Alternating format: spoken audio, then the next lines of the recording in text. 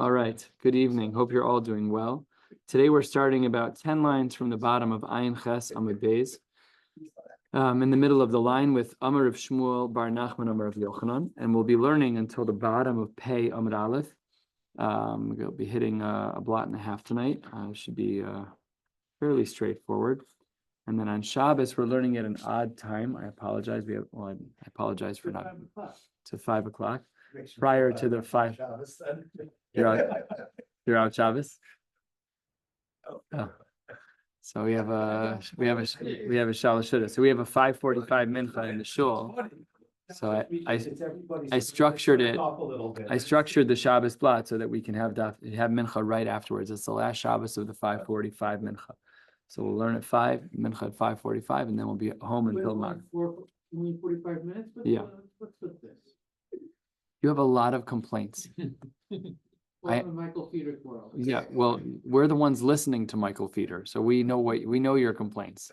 But you can stop whenever you're ready. We're okay. Yeah, the best part of this is that this is saved for posterity. For posterity, that's right. It'll always be there. Always be. Everyone come back to Daf Ayin Test on.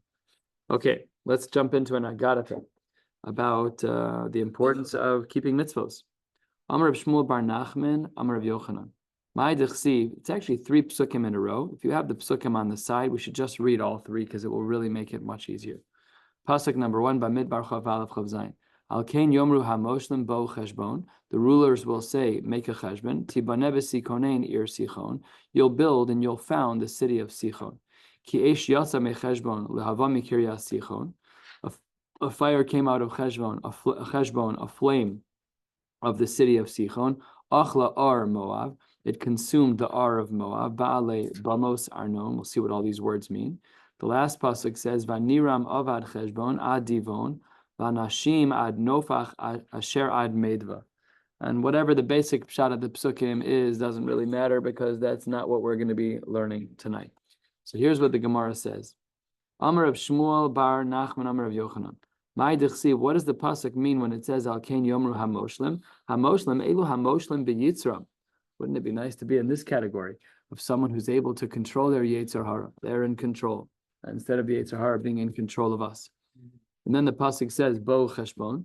What does the pasuk mean when it says Bo Cheshbon? Bo v'nei chashev cheshbono shalom. We need to make a lifetime type of cheshbon. Hefsed mitzvah keneged schara. The loss of skipping a mitzvah against the reward of doing the mitzvah. The schar avera keneged hefseda. And the punishment of an avera against the reward of not doing that avera. And if we're successful in that, then tibane v'sikone. Imata osakain, then tibane b'olam hazeh. Then you will have built up yourself in this world. V'sikonein l'olam haba, and you will have founded yourself and set yourself up for the world to come. What did the pasuk mean when it said ir sichon? Imesim adam atzmo ke'ayar. If a person were to make themselves like an ayar, which is a baby horse. Do they have a name, a baby horse? I don't know, probably. Foul. What? He said foul. A fowl? What? F-O-A-L. Full. Okay. Never heard of that. I don't know. Maybe a unicorn? I don't know. It's like the difference between Tino and this is young Nara. You're saying. I have no idea. Is a pony a baby horse? I don't know. Are they a different breed? No, actually, we have these. Where's Dr. Karesh? What kind of? I told you. We so. need phylums I and told you genomes so. and.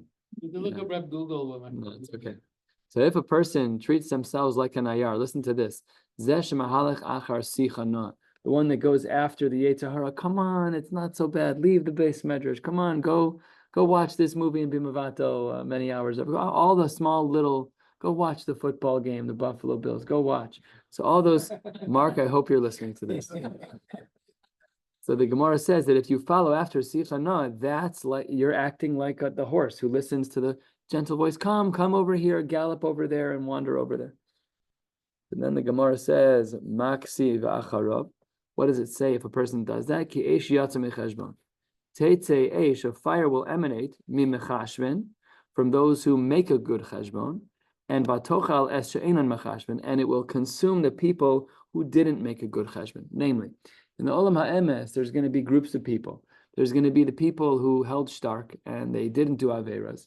Halavai. They didn't do averas. They really were tzaddikim lahalacha. They kept halacha properly in every scenario in which they find themselves. And the people who are in olam ha'emes, but they were only quasi good, they're going to be jealous. They're going to be consumed because they see they could have done it. Other people did it. They can do it too. What did the pasuk mean when it said that there's a flame from the city of Sichon? Mikiryas tzadikim, from the group of tzadikim, shenikru sichin, who are referred to as sichin. This is a reference to a tree of some sort. That's what the word sichin means over here. Achla ar moav zamahalech achar yitzro ke'ayar, like we saw before. That's like a person. The person will be consumed. That's a person who listens to the Yetzer Hara. What does Bali Bamos Arnon mean? Bali Bamos Arnon is a reference to Elu Gase Haruach. Amar Mar, Kol Adam Sheish Bo Gasus Haruach Nofel Begehenim. Somebody who has Gasus Haruach, that person is going to end up in Gehenim. That's the third pasuk that we were learning. Vaniram, what does the word Vaniram mean? Amar Rasha, this Rasha will say, Ein Ram, there's no one greater than me. Namely, there is no Hashem. This person is an atheist, There are Jews like that too. This person's mamash a Russian. I don't know if the other person. It's very similar. That's called Adam Sheish Bo Gasus Haruach Nofel Beganim. So a person who says that there's no Hashem, they're basically a Balgaiba because they think that they know more than the wisdom of the world. They know more than, Okay. So that's what it means. Ein Ram. Avad cheshbono shalom. This guy lost his compass. He's not looking at the world the right way. Rabbi Kellerman has a whole book on this permission to believe, and he has 4 different arguments for God. One of them is the cause and effect. Go look at the complexity of the world. Wherever you see complexity, that is where you will see an architect with a capital A in this case. What does the pasuk mean on the bottom line of Ayin Chesem at Beis Ad Divon? Amar HaKadosh Baruch Hu Hamtein Ad Sheyavo Din V'Noshim Ad Sheyavo Din. You might want to wait to see what happens. Like I've shared this with teens before when I was teaching in Moshavah. Like, let's say that there's a 5% chance that the Torah is not emes. Maybe, let's say, chas v'shalom. But even if that's true, but lamaisa, your gamble is to keep halacha. Because if the other 5% is to say that you didn't keep halacha and you're going to be held accountable, that's not gishmak. That's not gishmak. And being frum is great. If you don't think being frum is great, you have a misunderstanding. You have a misunderstanding. The Noshim, what did that pasuk mean? This could lead to a fire that consumes on its own, even without fanning it. That's very bad. All the Gehenim references. Ad Meidva, what does the pasuk mean of Ad Meidva? And with this, we'll conclude this aspect of the drasha. Ad shetadiv nishmasan, until their neshamos are destroyed. Ve'amri la'ad de'ovid mai deboi, until HaKadosh Baruch Hu does with your neshama what he wants. Rashbam, 3 lines down. Ad de'ovad kud shabrichu mai deboi lemevad l'rishayim l'olam haba. Yikes, not good. We'll finish reading the rest later. 3 lines down on Ayin Testament Aleph. Amar Rabbi Yehuda, Amar Rav. Yehuda Rav says, Kol haporesh midivrei Torah, anyone who separates themselves from divrei Torah, eish ochlaso, fire will consume them. Shene'emar v'nasati esponai bohem meha eish yatzeu va'eish tochlim. So that's not good. I'm not doing this now, but we have to actually figure out what it means to be poresh midivrei Torah. Does it mean you're being mevatel Torah? Does it mean that you're not keeping halacha? Does it mean that you're keeping halacha but you're agnostic? What does it mean? So with that, we don't have over here. We would need Rishonim for that. Ki asa Rav Dimi amar Rav Yonasan, kol haporesh atzmo midivrei Torah nofel begehenim. And over here, we actually have a girsa change based on the kisvei yad of kol hamarpe atzmo midivrei Torah. Anyone who loosens their grip, they have a rifyon. This is the famous vort that Shnai Mikra Ve'echad Targum is in Siman Reish Pehei. It's a rifyon, it's a rafeh, it's a very difficult thing to do. The people who do it are Baruch Hashem, they're stark people. So Kol HaPoresh or Kol HaMerape, Atzma Midivrei Torah, also Nofel B'Gehenim, Shenamar, another pasuk, Adam Toa Miderech Haskel. A person makes a mistake when they should be on the path of the wise. B'Kal Refaim Yanuach, and they're going to be gathered with a group of Refaim. Ve'ein Refaim Ela Gehenim. The word Refaim is a reference to Gehenim, Shenamar, as the pasuk says, and this is a pasuk in Mishlei, V'lo Yada Ki Refaim Sham Be'im Ke Shaol Kiru Eha. And in the context of that pasuk, Rephaim is referring to Rishon. Let's get back to some of the halachic gemaras that we saw in the Mishnah yesterday on Ayin Ches Amud Beis. There we saw a conversation about what we see here in the two dots, machar ashba, machar zivla. That if a person sells their garbage can, they're also selling the manure that's inside that can, which normally we look at garbage and we're like, it smells terrible, get it out of here. But in an agricultural space, that might be very helpful for you in regards to your lawn. So it's not. The Gemara quotes a Mishnah. This Mishnah is from Maseches Me'ila. There's a lot going on here. We're going to, of course, kind of stay surface level. We learned this 5 years ago. For those of us who were in the other base measures, David, you were there. And when we learned Me'ila, the last cycle, it was September, October, November of 2019. Yeah, because the new cycle started in 2020. It's Me'ila. How many blood? I want to say in the 70s, maybe. Makes sense. Yeah, somewhere around there. Yep. Almost exactly this date, 5 years ago. Came out. Wow. Nan Hasam. I'm sure we remember it just as clearly. If you have an item that is roy lemizbeach, let's say like an animal, but it's not roy lebedek habayis because the animal has a higher level of kedusha, or if it's roy lebedek habayis v'lo lemizbeach, or the reverse, it's something that can only be used for the building, let's say gold, but it can't be used for the mizbeach. Lo lemizbeach v'lo lebedek habayis, or you have something that's hektish that it can't be used in the base of mikdash, but can be sold and its money can be used. In all of those cases, all three levels of hektish, mo'alin bahen, if you use them inappropriately, you violated me'ila and you'll be punished accordingly. But also uvemasha b'sochan, not only the containers of those things, but even the insides, the content of those things. Let's see what this means. Ketzad, hiktish bor malei mayim. If a person was makdish a bor that had water in it, ashbos maleos zebel, which is of course why it's being brought here, because that's what our Mishnah on Ches Amud Beis was talking about. Garbage cans filled with manure. Shovach male yonim. If you have a coop that's filled with doves. Sada malea asavim. You have a field that's filled with growth, with grass. Ilan nashui peros. You have a tree that's laden with fruits. And all of these cases, and this is the ketzat of this Mishnah from Maseches Me'ila, mo'alin bahen uvemasha b'sochan. Not only would you be violating the Isser of Me'ila if you misuse the container or the tree, whatever the case may be, not only that, that's pashut, but uvemasha b'sochan, you'll also violate the Isser of Me'ila if you use the contents of those particular containers. Aval. In contrast, hiktish bor ve'achar kach nismalei mayim, all the previous cases is where the contents were in the container. But let's say it wasn't that way. Let's say I was makdish the bor, and only afterwards did we fill it up with water. Ashba ve'achar kach nismalei zevel. I was makdish the garbage can, and only afterwards did it fill up with zevel. Shovach ve'achar kach nismalei yonim. Ilan ve'achar kach nasa peros. In all of those cases, sada ve'achar kach nismalei asavim. Where we have the container without the contents, there, mo'alin bahen ve'ein mo'alin b'masha b'sochan di Rabbi Yehuda.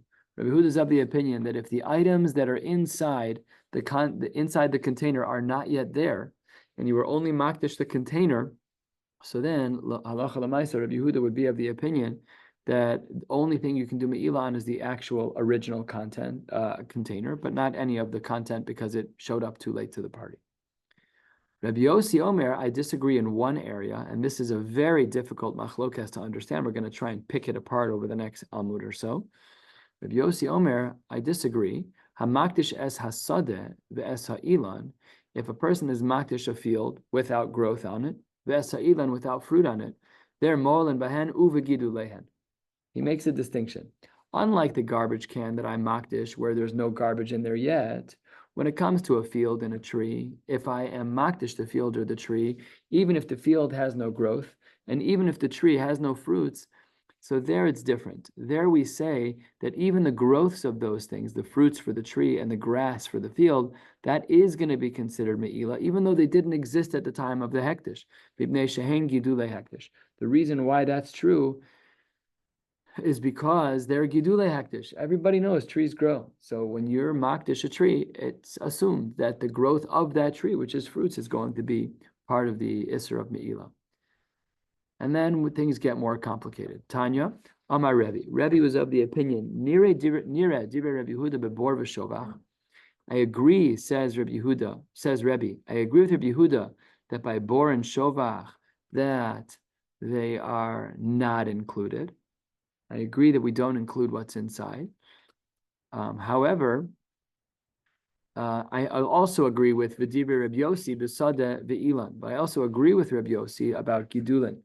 So says the Gemara, Hi Maya, I'm not sure I understand the sheet of Rebbe. Bishlama, and now we're on the first of the long lines on Ayin Testament Aleph. Bishlama, I understand Nirin, Divrei Rabbi Huda bebor v'shovach. I understand what Rebbe means. He's saying, I agree with Rabbi Huda in regards to his din of bor and shovach, Michlal de Palaga Sada ve'ilan, to show us that he disagrees with Sada ve'ilan. That's fine. Ella, when he said Nirin Divrei Rabbi Yossi b'Sada ve'ilan, when he quoted the second din of Sada ve'ilan, that implied something about Rabbi Yossi. Michlal de Palig bebor v'shovach. It implied that Rabbi Yossi disagrees with Rabbi Yehuda by bor and shovach. But that's really not true because V'ha Rabbi Yossi Sada ve'ilan ka'amar.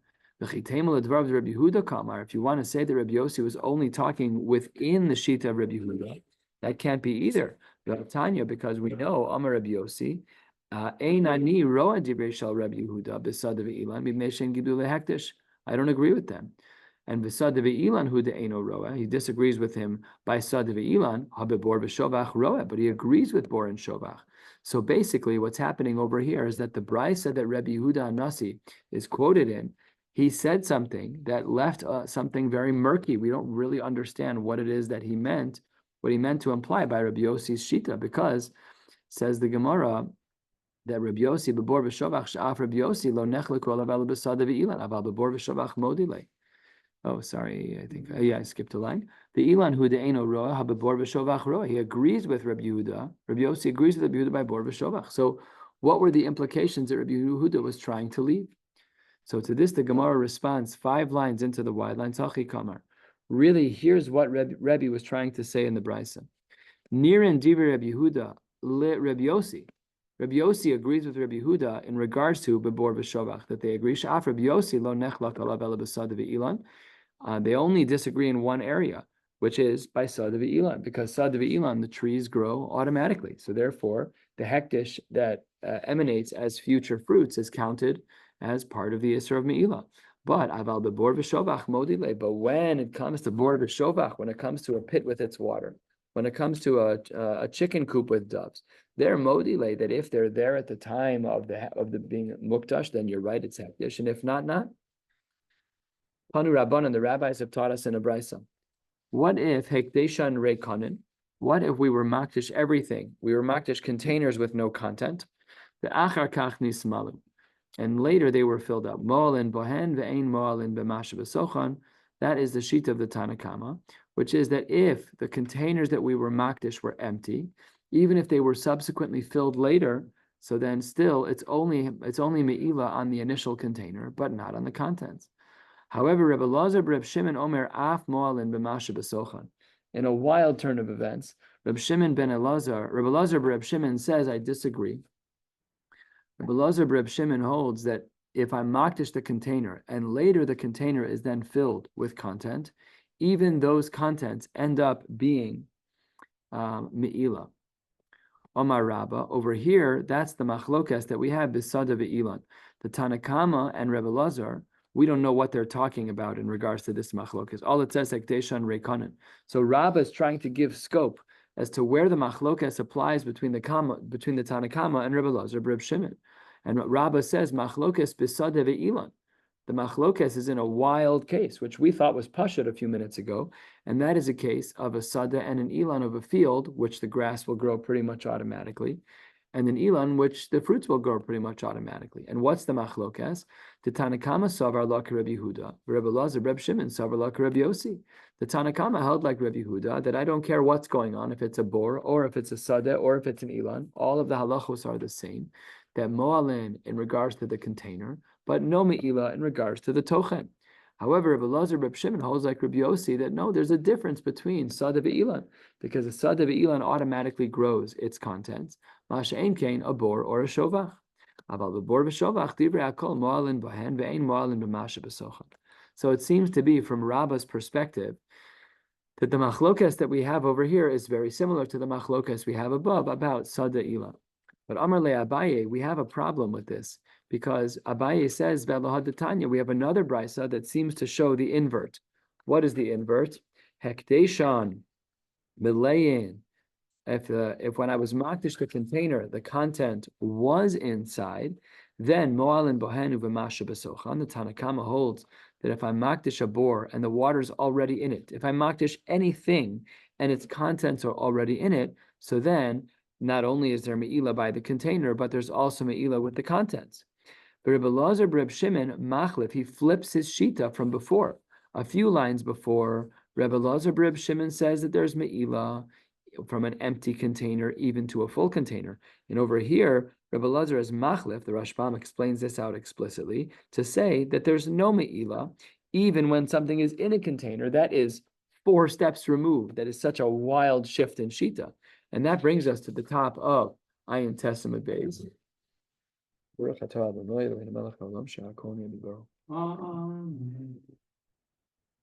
better. It was better than last night's.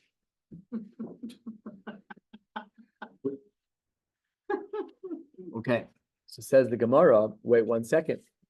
Why would you say Rebbe Lazar, Reb Shimon is changing his perspective? Why would he say that even if the contents are in the container, that there's no me'ila? What would he say in this case? Top of Ayin Testament Beis.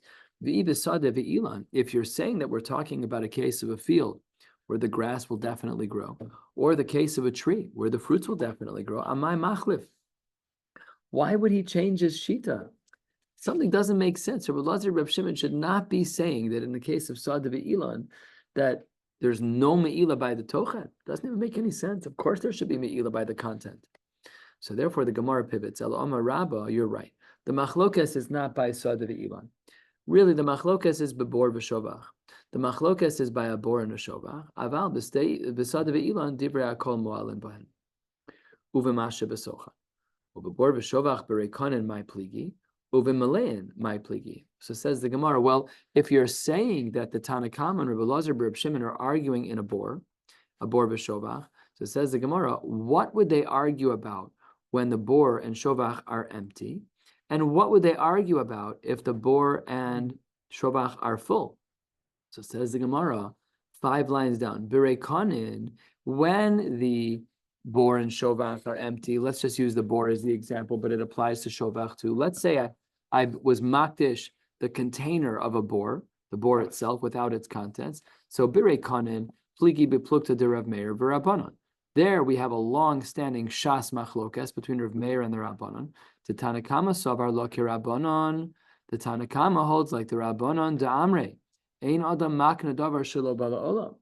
So if I'm makdish a bor and there's nothing in the bor, pashut that I can't be makdish the water that in the future will be in the bor because ein adam makna davar shelo bala olam. So therefore, if I'm makdish the bor, I by definition am not makdish the water that will subsequently be in there.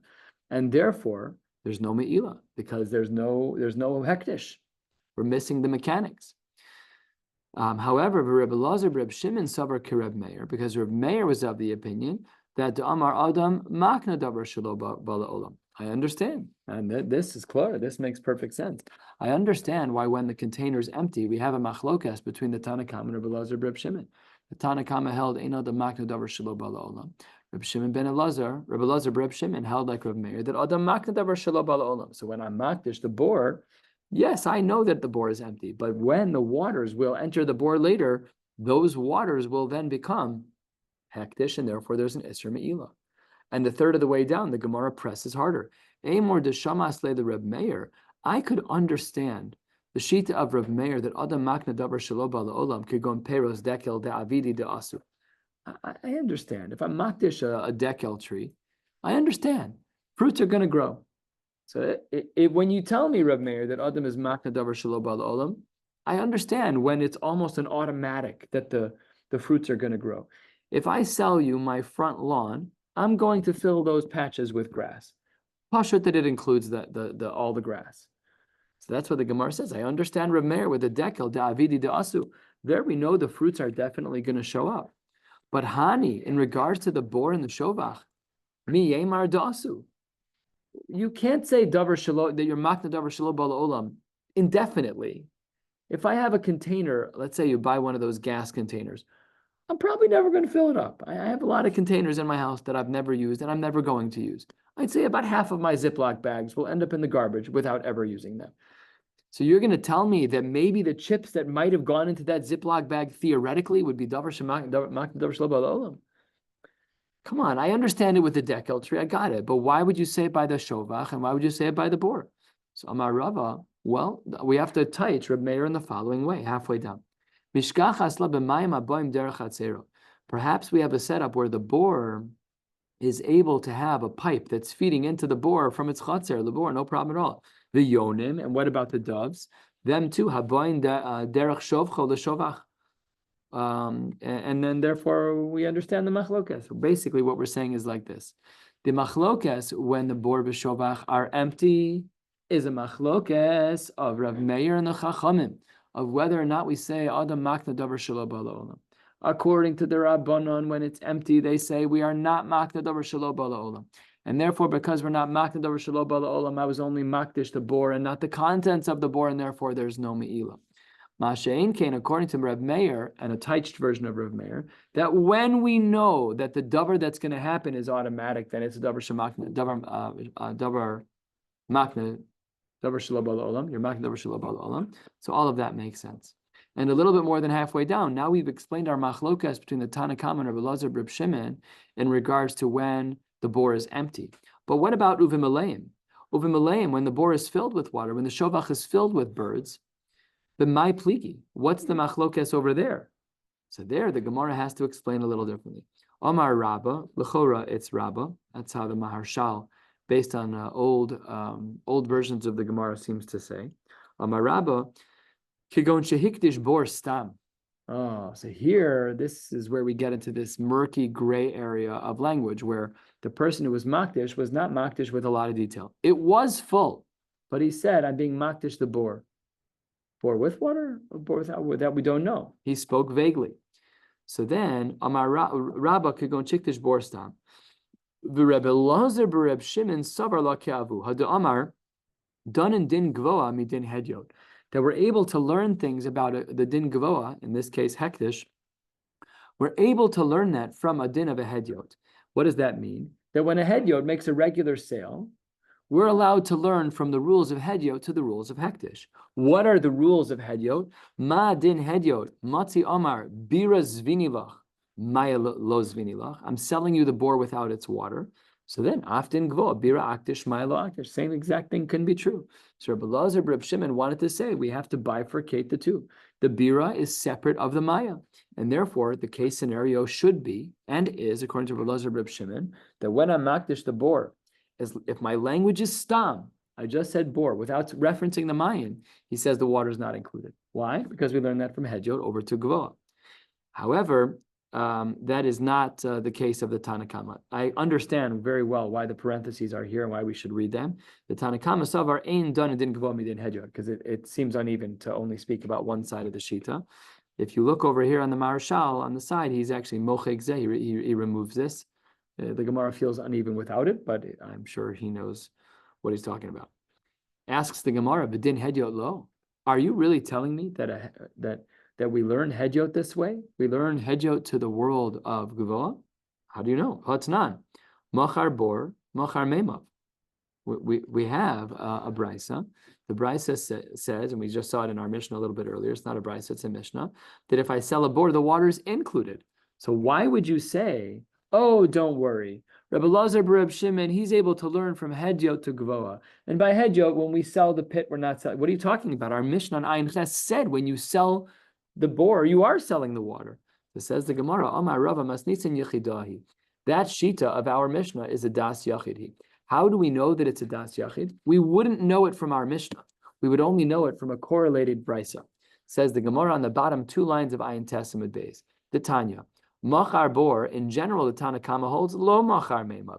Reb Nassan was the Das Yachid who was Omer Machar Bor Machar Mema. But in general, we don't hold like that. We typically hold like our Gemara presented, like Rabbah presented, that the machlokas between the Tanakama and Reb Elazar Reb Shimon, when I sell a bor that's full, is in a case of stam. I'm selling the bor without referencing the water, and there we taka do hold that machar bor lo machar memav, and that's why we learn from bor back to bor hedyot, to a case of being makdish a bor, and then everything is kaftor v'ferach, and then we understand our Gemara very clearly. That brings us to a new, it's late. That brings us to a new Mishnah. We'll finish before the time is up. Masnisan, the Mishnah says, halokeach peros, if a person purchases the peros of a shovach, namely the chicks that are to be born from a chicken, so then mafriach brecha rishona. This is complicated, so I'm just going to summarize outside. This is one of those times where the length of the Rashbam is commensurate with the difficulty of the Mishnah. Basically, what's happening is like this. If I buy the chicks that are to be born, I'm not allowed to take the first set of chicks, because the bird that birthed those first set of chicks will be a very unhappy bird and won't produce more birds. So what do we leave ayin in the Rishonim over here? Why are you not allowed to? It's your own detriment. No, I'm buying. If you own the chicken coop, and I say, David, I'm buying chicks. So the Gemara says you're not allowed to do that. It can't be to the detriment of the chicken coop. The chicken coop has to stay intact when you make a sale, even if it's to your own detriment. I don't know the answer to your question broadly, but that's not allowed. So therefore, we're mafriach brecha rishona. The initial owner, the mother, let's say the mother bird, the mother who birthed these two chicks, so they stay. The buyer can take the next set of chicks, no problem, but I can't take these two first chicks. That's mafriach brecha rishona. Similarly, peros kaveres, if I say that I'm going to be taking the fruits of the beehive, notel gimel nechilim, I can take 3 nechilim, which is 3 bursts of the bees, umisares, and then I have to stop the animals, the bees, from having more bees, which we'll soon see is not so simple. Chalos dvash, if I'm buying the actual honeycombs, so then maniach beis chalos, I have to leave over 2. I can't take more than that. I always have to leave over at least 2 to make sure that the hive is still intact. Zaysim, when we're talking about buying olives, I'm buying an olive tree from you, lakutz, maniach shtei grufios. We have to make sure there's still at least 2 branches left over. So we'll start this sugya and we'll have to stop 3 lines from the bottom. We're almost there. 4 lines down on Pei Amud Aleph. Be'atanya, brecha rishona vishnia. Our brisa, our Mishnah told us that the mother bird, we have to leave over the first set of chicks. But the brisa says we have to leave over 2 sets of chicks, the first and the second. So that's a stira. Amar of Kahana lo kasha. Hala, the first set of chicks has to stay because of the initial birthing bird. And ha le'ima, the second of them is for the chicks. So it's really grandmother, mother, grandchildren of the birds. The grandmother gets to keep the children, and the children get to keep their children, which is the grandchildren. Says the Gemara, why do we need that? Maishna ima dimitztavta avirota ve'azuga deshav kinanla. Why is it that when it comes to the mother, we feel like she has enough company with her daughter and the daughter's zug, deshav kinanla? There we say that's enough for her. Ihinami, the daughter as well, titztavta ima ve'azuga. The daughter, the middle generation, should be okay with the fact that the mother's there. Why isn't that enough? Deshav kinanla, that should be fine. So the Gemara gives an answer which in modern world probably doesn't play out.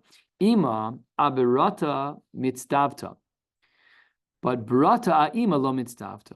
A mother is always satisfied to have her daughter around. Highly questionable statement. And birata, the daughter, aima lo mitztavta. And the daughter is not always happy to have the mother around. So basically what our concern is that we're going to ruin the chicken coop. So we need to make sure that everyone in that chicken coop has someone that they like. The mother always likes the daughter always likes their daughter. But the mother doesn't necessarily like the grandmother.